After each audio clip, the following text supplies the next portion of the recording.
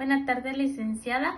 Mi grupo está conformado por Aida Maribel Mendoza Monzón, Mario Antonio Altán López, Juan Carlos Monterroso Pérez y su persona Astrid Adela Mendoza Solares. El hombre que lo tenía todo abrió los ojos muy asustado mientras dormía, pues no tenía nada. Despertó bajo la lluvia, las campanillas, los relojes, mientras dormía. Tenía 100 relojes de despertadores, más de 100 relojes, 1000 relojes más 1000 relojes, todos sonando al mismo tiempo. Un reloj de carambola detrás de cristales biselados mirándose el cuadrante con las horas de números romanos y 3 pelotitas doradas acababan de hacer una carambola de la hora y del timbre de alarma y alargaba un yo te despierto, yo te despierto, yo te despierto. Un reloj simulaba un globo terrestre con un ángel y un esqueleto. Con su dedo descarambado señalaba las horas en un cuadrante dorado, consiguiendo hacerse oír, oír, oír. Tú me despiertas, un reloj, cara negra, espectro lucoso, con un número plateado, planía. Él se despierta, un reloj bronceado, ronzo, rezongaba solas en un rincón. Nosotros lo despertamos. Un viejo reloj del faro, más farol que farol, martillaba a dar la hora. Ellos despiertan, ellos despiertan, ellos despiertan.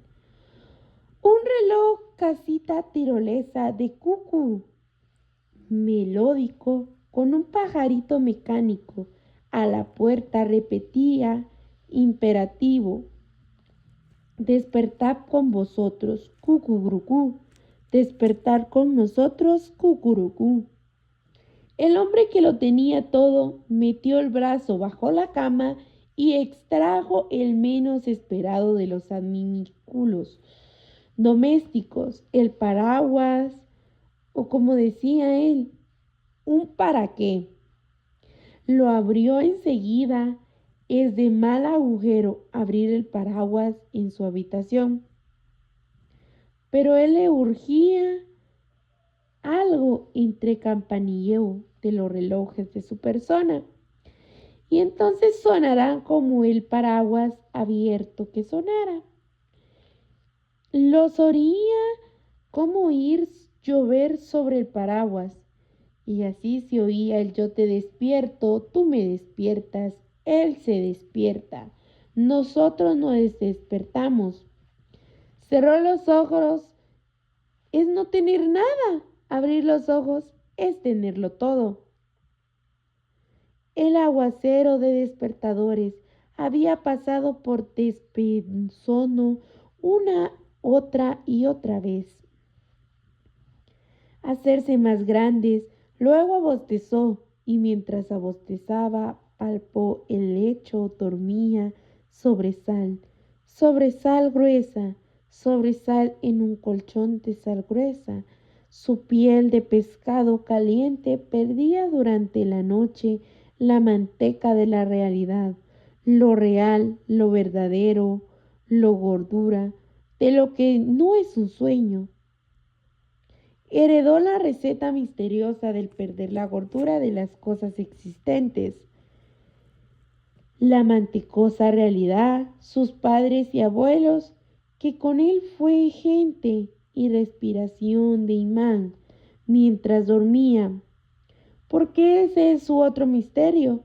Su respiración de imán no respiraba los pulmones como el resto de los mortales durante la noche, sino con 2 grandes imanes escondidos en su espalda, y por él mismo se defendía como el hombre de un motos de imán que dormía en un lecho de sal gruesa para hacerse durante el sueño de grasa realidad cotidiana y no atraer en su respiración imantada como metal acerca. Al despertar dormido, le faltaba el colchón de sal, atraía el aliento de todo lo que era de metal, y de aquí que tuviera que usar granadura de marina como colchón para evitar los cubiertos peligrosos de salpicadura bajo su peso de todos los objetos metálicos. Cuando se descuidaba la servidumbre de renovar su lecho de sal blanca, sal gruesa, amanecía con enormes tornillos viejos en narices convertidas en tuercas. El resto de locomotoras en brazos, ruedas, júncambros que le lastimaban los pabellones de la oreja, cadenas sobre la boca, trastos de cocina sobre los ojos, martillos sin cabos sobre el pecho, tenazas, restos de poleas, pedales de bicicleta y la lucha al despertar, de perderse de todo aquello, de salir con una armadura hecha en pedazos de hierro, fragmentos y objetos metálicos, o Isele, entonces gritar ahogado en su caparazón que él mismo y él solo con respirar, mientras dormía imantaba montones de tuercas, candados, tubos, trebes, llaves, válvulas, jaulas, grifos, estribos, frenos, tachuelas. Todo sobre él, apenas si lograba un instantáneo sacar la cabeza por algún agujero y pedir auxilio. La servidumbre acudía y empezaba una guerra de imanes, a cuales más potentes imanes con tamaño de cañones, de lo largo de cañones, atraía como aspirándoles la más gruesa y pesada plancha de acero, imanes de 10,000 veces más fuerte que la respiración.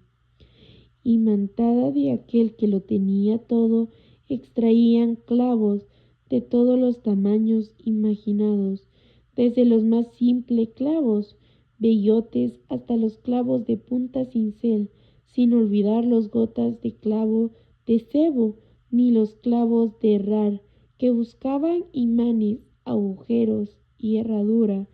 Desarmar al armado caballero no era fácil, armadura sobre armadura, hasta dar con él, libre madura.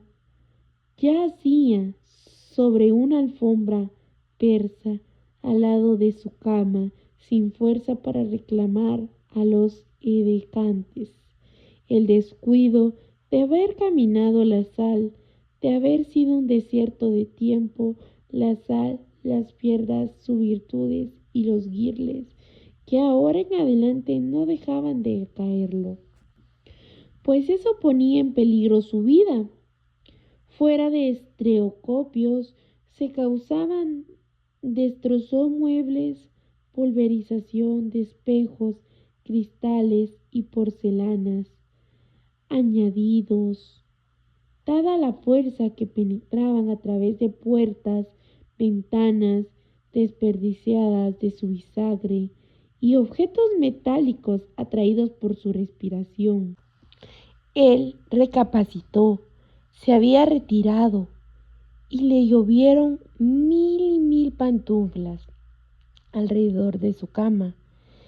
Él quitó una campanilla que sonaba cascabel de neón.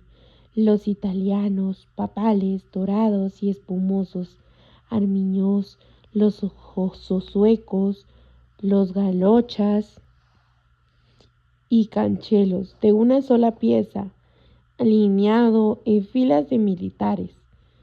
Las rituales solo para entrar la Meca las peregrinó, sin curtir las pantuflas como músicas, sin saltar y volar, que llevan la suela apelmazada. Por ser libre, calzaría las pantuflas saltadoras de la remontaña. Al ser el desayuno, estaba servido en el parque de los cocodrilos verdes mohosos de sueños, a través de flor de un brazo de río, entre pantuflas y otros recuáticos. La historia gira en torno a Gregory Pastor, un hombre que aparentaba alcanzar todo lo que podría cualquiera desear: riqueza, poder, respeto social, una familia envidiable y una posición consolidada en la comunidad. Desde fuera, Gregory parecía ser epítome de éxito. Vive en una mansión impresionante.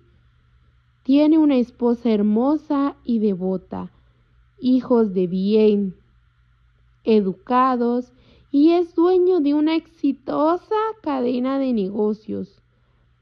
Para todos, Gregory es el hombre que lo tenía todo. Sin embargo, a medida que avanza la narración, el lector empieza a percibir que todo ese esplendor externo esconde un profundo vacío interior. Gregory, a pesar de tener todos los símbolos materiales de la felicidad, siente que le falta algo esencial, algo que no puede tener con dinero, ni fama o el poder comprar: satisfacción espiritual y un propósito auténtico. A través de varios episodios introvertidos, Gregory se daba cuenta que toda su vida ha estado dirigida por la búsqueda de validación externa. Nunca ha hecho todo lo que verdaderamente él desea. Sus empresas, sus actividades sociales, sus relaciones personales, todo ha sido guiado por la necesidad de cumplir expectativas ajenas, no por sus propios deseos.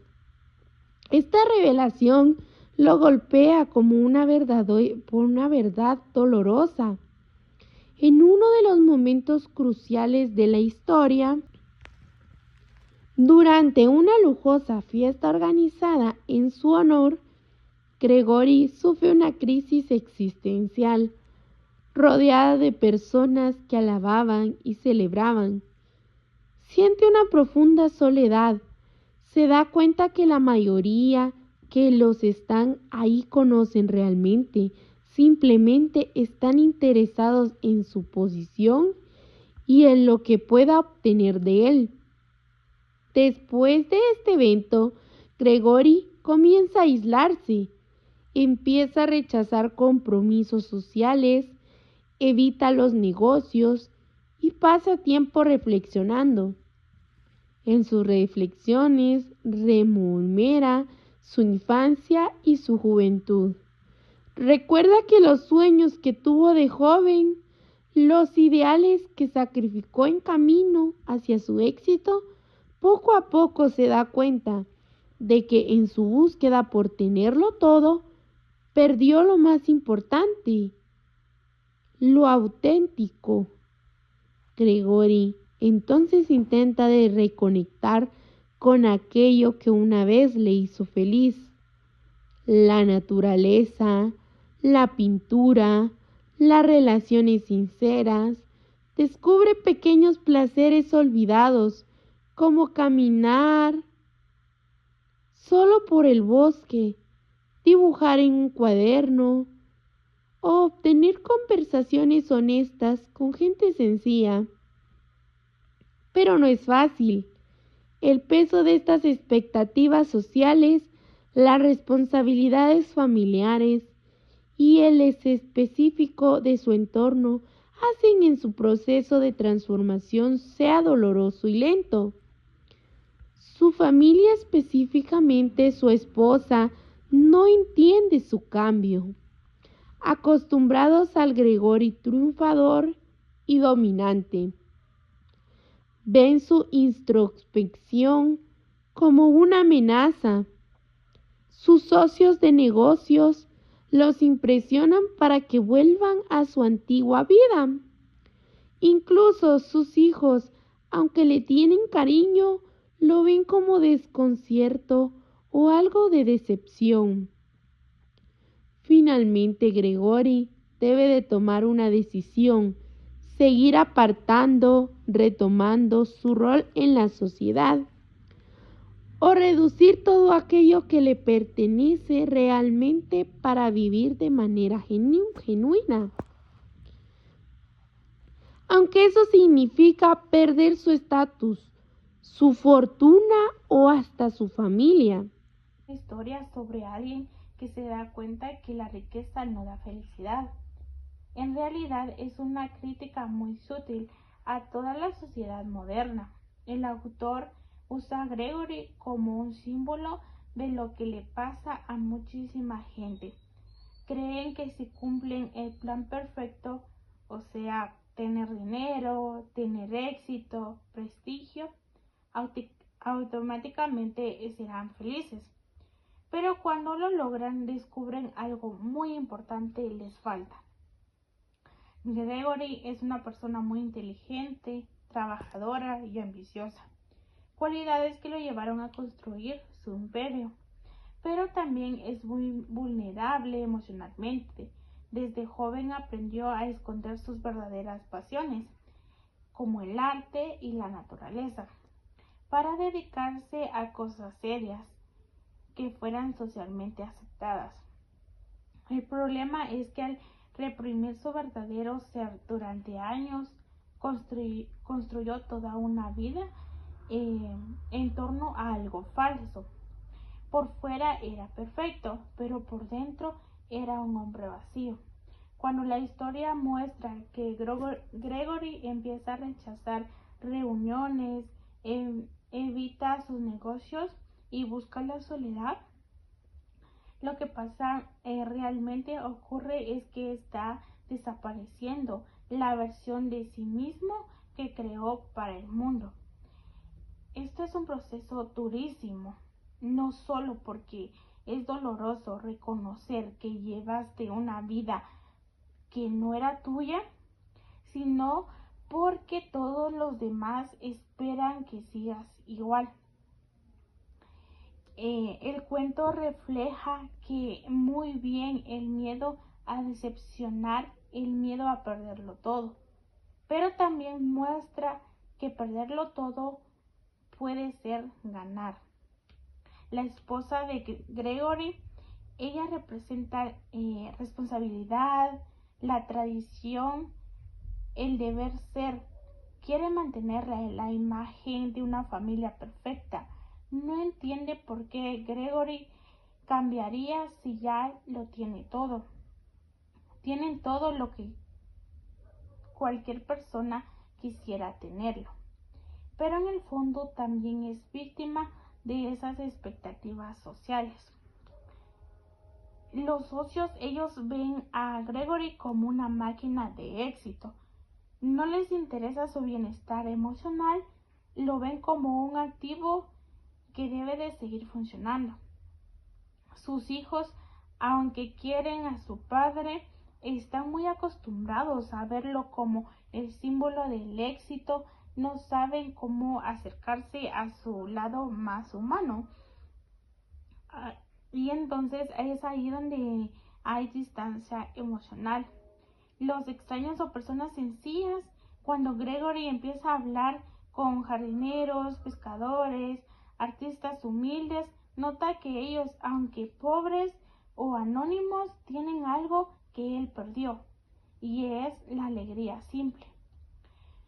Cuando termina uno de leer este libro y cuando yo terminé, me quedó la sensación de tristeza y de esperanza. Tristeza porque uno ve cuánto perdió Gregory en su vida persiguiendo algo vacío. Y esperanza porque a pesar de todo decide buscarse a sí mismo. Es como si el autor decidiéramos, nunca es tarde empezar de nuevo, pero cuando más tardes, más duro será. En esta historia me dejó cosas como preguntándome, ¿estoy viviendo la vida que yo quiero o la vida que los demás esperan para mí? ¿Qué estoy sacrificando a cambio del conocimiento o dinero? ¿Qué pasaría si de pronto soltarlo todo y quisiera mi verdadera pasión? Y unas frases simbólicas que no son literales, pero capturan el espíritu del texto. Y estas son: poseía todo lo que podía comprarse, pero había vendido lo que realmente era suyo. Lo miraban como triunfador, pero nadie vio que su alma solo quedaban ruinas. Y por último, pero no menos importante, también porque por primera vez en mucho tiempo respiró profundamente y en ese simple acto sintió que empezaba a ser libre. Y también, bueno, vamos con este otro punto que es muy importante, es sobre el simbolismo de tenerlo todo, ¿ok? Nos va a enseñar un aprendizaje también acerca de este libro, que nos va a dar una lección de, pues, cómo actuamos nosotros en la vida real, ¿ok? En realidad, tenerlo todo en el cuento no significa que tener felicidad ni paz interior. Significa haber cumplido con la lista externa de todo lo que el mundo dice que uno debería tener. Un ejemplo: dinero, éxito profesional, estatus social, familia perfecta, prestigio. Pero Presley te muestra que esta lista no es suficiente. ¿Por qué? Porque tenerlo todo desde afuera no implica haber cultivado tu mundo interno, ¿ok? También tenemos pues este ejemplo que es los sueños verdaderos, tus pasiones, tu sentido de conexión real con otros seres humanos, tu paz interior conmigo mismo. Entonces, cuando Gregory empieza a sentirse vacío, está reaccionando a una verdadera incómoda. Lo que construyó era como un castillo de arena, ¿ok? Es un ejemplo que construyó acá de esa forma y se imaginó un castillo pues muy grande de arena. Otro punto que también es muy importante, el estilo narrativo de J.B. de Priestley. Y tenía una manera muy sutil de escribir. No gritaba. Lo que siente el personaje no te deja discursos filosóficos, te deja ver pequeñas escenas, miraba silencios, gestos que te decían muchísimo. Por ejemplo, Gregory miraba una pintura vieja que hizo cuando era joven y suspiraba. Se queda en silencio durante una reunión donde todos ríen, celebran, pero él siente que el sonido es vacío. Se pierde caminando por el campo y siente una mezcla de miedo y libertad. Es a través de estos detalles que Priestley te mete en la piel del personaje, haciéndote sentir que su soledad sin necesidad de explicarla todo el tiempo. La crisis como oportunidad. Otro detalle hermoso de la historia es que la crisis de Gregory no es el fin de todo, sino el comienzo real de su vida. Si para los demás parece una caída, pierde respeto social, se aleja de su familia, deja de ser el modelo de éxito, pero para él es un despertar. Es como si hasta el momento Gregory hubiera estado dormido, actuando en una obra de teatro, y ahora por fin decide ser él mismo, aunque sea más difícil. La historia muestra una crisis puede ser bendición, ¿ok? Porque a veces nosotros podemos decir, ahorita estoy en un problema muy grande, ¿ok? Y en verdad estamos en una crisis muy difícil en nuestras vidas, que nosotros probablemente pensemos que no vamos a salir de ese nivel, que nos vamos a quedar estancados, que no va a haber solución. Pero sin embargo nosotros tenemos que encontrar la forma, y siempre, por lo regular, siempre es así. Encontramos una forma factible de poder solucionar las situaciones, los problemas que nosotros tenemos. Eso es en todos los aspectos, en nuestra vida diaria, tal vez en un trabajo, en la universidad, en los estudios o en cualquier otra área en donde uno se encuentre, pues siempre van a haber problemas. Y a veces ese problema es como una bendición, porque nos va a mostrar el camino el camino correcto del cual nosotros tenemos que superar ese obstáculo, lo cual lo vamos a cumplir y nos va a dejar la experiencia para en un futuro no volverlo a cometer, ¿ok? La historia te muestra una crisis, ¿ok? Es una crisis que dice la historia sobre la sociedad. Priestley critica de forma elegante la idea de que el mundo moderno mide el valor de una persona por lo que posee y no por lo que es. La gente que rodeaba a Gregory no estaba realmente interesada en su felicidad. Lo que le es importante es su éxito, su dinero y su posición. Cuando Gregory decide salirse de ese juego, no solo desafía su propio pasado, desafía al sistema completo. El final abierto, ¿ok? Tenemos que, como bien dice, el mensaje es poderoso, ¿ok? Nos deja un mensaje que está en el libro, que es bien fuerte, es muy interesante la verdad, y este mensaje dice así: no permitas que el mundo te convenza de que eres lo que posees, eres lo que sientes, lo que amas, lo que crees, ¿ok? No significa que porque yo tenga una gran cantidad de cosas materiales o tenga un estatus económico alto, yo voy a ser una persona con más alto valor, ¿ok?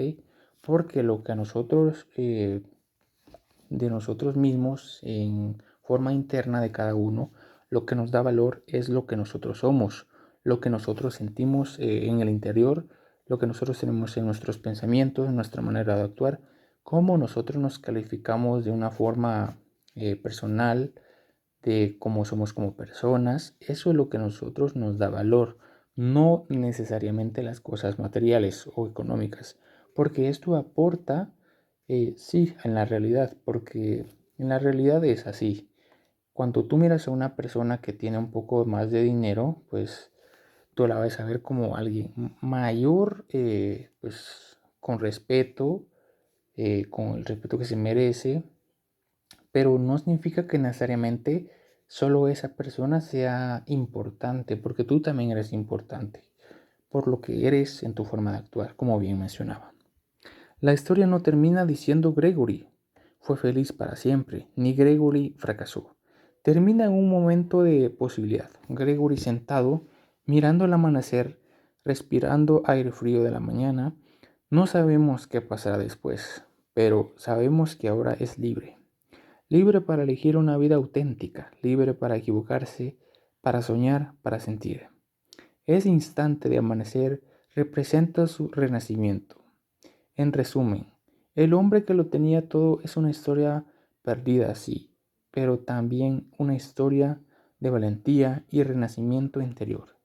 Gregory pasó, no lo pierde todo, lo esencial lo recupera. Las emociones ocultas en Gregory. Gregory Parslow no solo tiene vacío, siente también culpa porque sabe que se traicionó a sí mismo para complacer a los demás. Miedo, porque enfrentarse a su verdadero yo de vértigo y si descubre que no sabe quién es. Tristeza profunda por todo lo que sacrificó. Sueños, amistades sinceras, momentos de simpleza. Soledad, porque a su alrededor nadie entiende su cambio y a la vez un tímido brote de esperanza, como una semilla enterrada en su interior que empieza a germinar. Curiosidad, como si de pronto el mundo volviera a ser misterioso e interesante. Paz silenciosa, en esos momentos en que lograr soltar la máscara del éxito. Todo esto Presley lo sugiere sin decirlo directamente, lo deja fluir en pequeños gestos, un suspiro, una caminata solitaria, una mirada larga al cielo. Los dilemas filosóficos que plantea, que el éxito, la historia te empuja a preguntarlo. ¿Es dinero, títulos, fama? ¿O es otra cosa, algo más interno, como sentirte en paz contigo mismo? ¿Vale la pena sacrificarte a ti mismo para encajar? Gregory pasó décadas cumpliendo el guión perfecto. ¿Valió la pena si terminó sintiéndose vacío? ¿Somos libres o prisioneros de las expectativas? Desde niños nos dicen lo que deberíamos querer. Gregory fue atrapado en su red. ¿Qué tan libres somos nosotros? ¿Puede uno empezar de nuevo? ¿Aún tarde? El cuento responde, sí, pero con coraje. El paralelismo con la vida real. La historia de Gregory es un espejo para muchísima gente en la vida real. Personas que estudian carreras que no aman solo por prestigios. Personas que consiguen trabajo bien pagados pero odian su día a día. Familias que aparecen perfectas en redes sociales, pero se sienten desconectadas por dentro. Gregory nos recuerda que el éxito externo puede ser una jaula dorada. Una vida llena de logros puede ser, paradójicamente, una vida vacía, si esos logros no tienen sentido personal. En nuestra sociedad, donde todo el tiempo se nos vende la idea de lo más mejor de la historia, es un llamado brutal a plantear nuestras prioridades. Una imagen poderosa, el amanecer. El final con Gregory viendo el amanecer no es casualidad. El amanecer simboliza un nuevo comienzo, la esperanza silenciosa, la promesa de otra vida posible, después de toda una vida, atrapado en una existencia ajena. Gregory ve salir el sol, con él ve hacer su verdadera oportunidad de vivir la autenticidad. Ese momento final es tan simple, solo por un hombre, solo por un cielo, por más valioso que todo su interior. Reflexión intenta que deja la historia. Al final, el hombre lo que tenía todo no trata de dinero, ni de fama, ni siquiera de éxito. Trata de volver a casa, a la casa interior donde están nuestras pasiones olvidadas, nuestros sueños impuros, nuestras alegrías auténticas. Gregory perdió todo lo que los demás volaran, pero ganó lo que nunca había tenido realmente, la libertad de ser él mismo. Vamos a empezar con una versión narrada del libro El hombre lo tenía todo. Gregory era el tipo de hombre que aparecía en las portadas de la revista de los negocios. Trajes impecables, sonrisas confiadas, una casa de ensueño de colinas, autos de lujo, una familia perfecta, un imperio construido a fuerza de ambición. Tenía todo lo que alguien podía desear, o eso parecía. En su interior, sin embargo, Gregory era como una casa vacía, bien pintada por fuera, pero con habitaciones huecas y llenas de eco. Un jueves cualquiera, después de una reunión triunfal, en sus socios brindaron por un nuevo contrato millonario. Gregory y se encontró en su despacho. Se quedó mirando por la ventana, viendo cómo la luz del atardecer tenía de oro los campos a lo lejos, y de repente, sin aviso, una pregunta lo atravesó como rayo. ¿Eso es todo? Se levantó y abrió la ventana, y por primera vez en años dejó que el viento frío le despeinara el cabello, cuidadosamente arreglándolo. Sintió algo que no había sentido en mucho tiempo: libertad, aunque afuera apenas llenaba una chispa. Esa noche Gregory no pudo dormir. Su esposa, dormida a su lado, parecía permanecer a otro mundo. Uno de rutinas, cócteles, sonrisas automáticas. Gregory, en cambio, se sentía como si hubiera despertado en un largo sueño. Al día siguiente, ignorado de su agenda repleta, Gregory tomó el auto y condujo sin rumbo. Dejó atrás los rascacielos, las calles brillantes, los cafés caros. Llegó a un pequeño pueblo junto al mar. Ahí, en un banco de madera, desvejeciendo a un viejo pescador que reparaba sus redes, silbando una melodía tranquila. Gregory se sentó cerca en silencio por un largo rato. Solo escuchó el sonido del viento, las olas y el silbido del hombre, y en ese sencillo momento sintió más paz que en todas sus lujosas fiestas. ¿Nuevo por qué aquí?, preguntó el pescador sin mirarlo. Sí, respondí Gregory. Su voz sonó más áspera de lo que recordaba.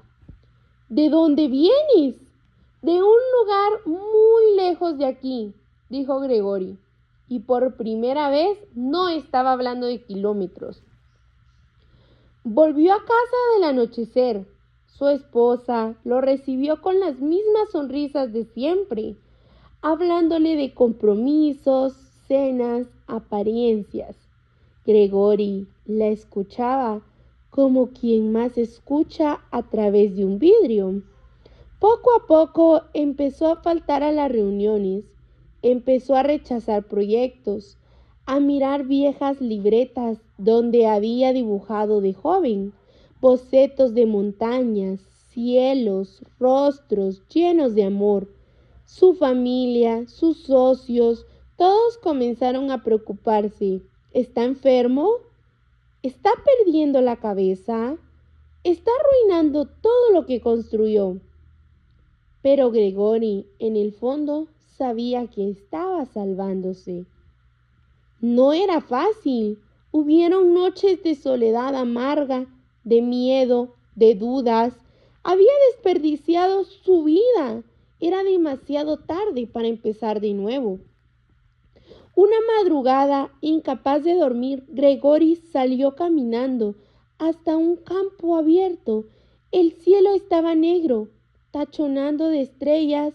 Se sentó sobre el pasto frío, abrazando sus rodillas. Y entonces lentamente vio en el horizonte aparecía un hilo de luz. El primer rayo del sol, el primer aliento de un nuevo día. Gregory respondió hondo. Sintió el olor de la tierra húmeda, el frescor del amanecer en su rostro. Sintió que por fin era parte de algo real. No tenía un plan, no tenía una propuesta, pero por primera vez en su vida no tenía miedo. Sonrió, una sonrisa pequeña, casi infantil, que no tenía nada que ver con el éxito, ni dinero, ni apariencias. Solo era él mismo, y eso era suficiente. Fin.